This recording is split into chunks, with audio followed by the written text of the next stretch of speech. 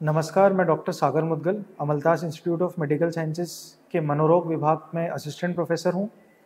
आज हम बात करेंगे सबसे कॉमन या सबसे आम मानसिक बीमारी जिसे बोला जाता है जनरलाइज एंजाइटी डिसऑर्डर। हिंदी में इसे घबराहट की बीमारी कहा जाता है।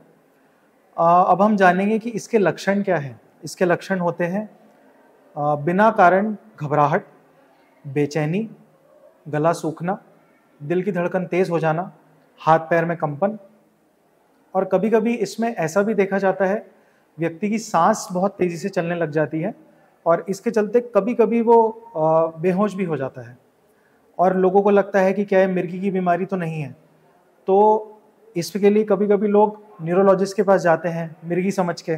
इलाज होता रहता है लेकिन उनको फ़ायदा नहीं होता।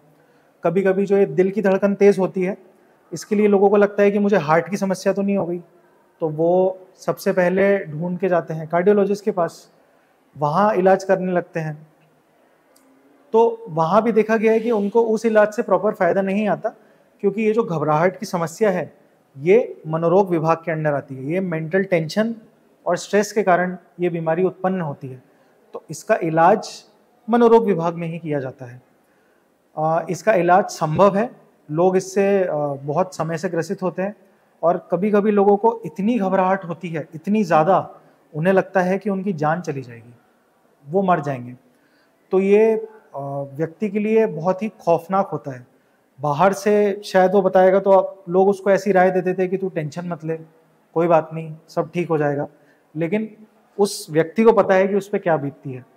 तो आप या किसी भी अन्य व्यक्ति जिसे घबराहट के लक्षण हैं जो मैंने बताए, या बार बार ऐसा लगता है कि बहुत से डॉक्टरों के चक्कर काट लिए, कहीं से फ़ायदा ही नहीं हो रहा है, सारी जांचें करा ली, सब जांचें नॉर्मल निकलती है, फिर भी घबराहट होती रहती है, बेचैनी होती है, ठीक से नींद नहीं आती है, और कुछ कुछ लोग इसमें बेहोश भी हो जाते हैं जैसे कभी कभी, और थोड़े टाइम में उनको वापस से होश आ जाता है।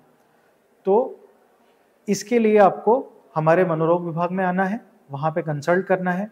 यहाँ पे दवाइयों के माध्यम से इसका इलाज होता है और थेरेपीज़ होती है, तरह तरह की काउंसलिंग होती है। ऐसा देखा गया है कि एंजाइटी बहुत पुरानी होती है, बहुत लोगों में बचपन से भी एंजाइटी के लक्षण देखे जाते हैं।